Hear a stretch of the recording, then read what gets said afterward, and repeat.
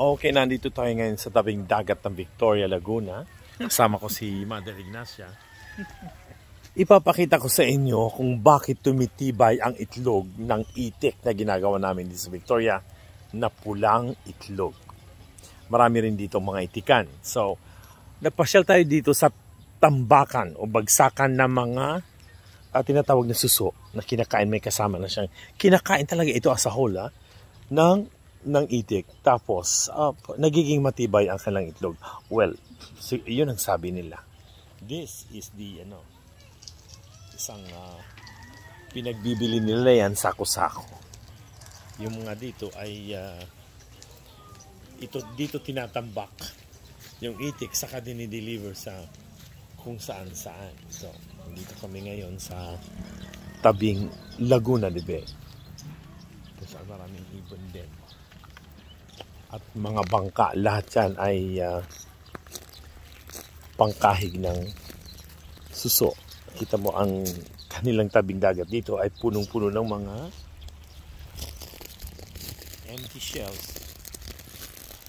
empty shells of this tulya. Kung tawagin, lahat yan mga tulya. Lahat. Ito ay gabundok na tulya. Ito hindi na ito masyadong isinasama actually doon sa mga suso na maliliit na kinakain ng itik. Sineseparitan nila ito, kaya sinasala nila ito para hindi ito mapasama doon sa mga suso. Gabundok ng tulya, ito yung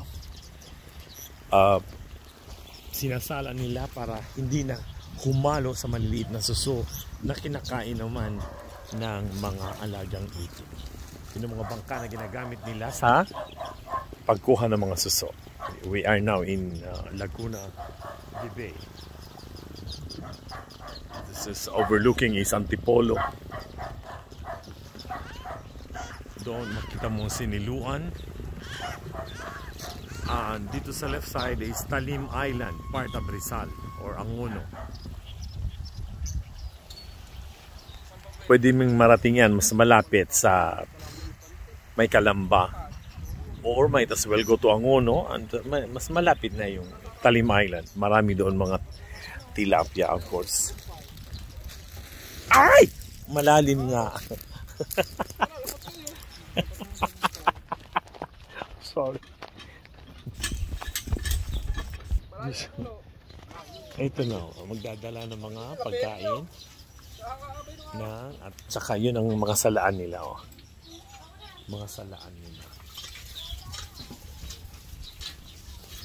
That's all for today.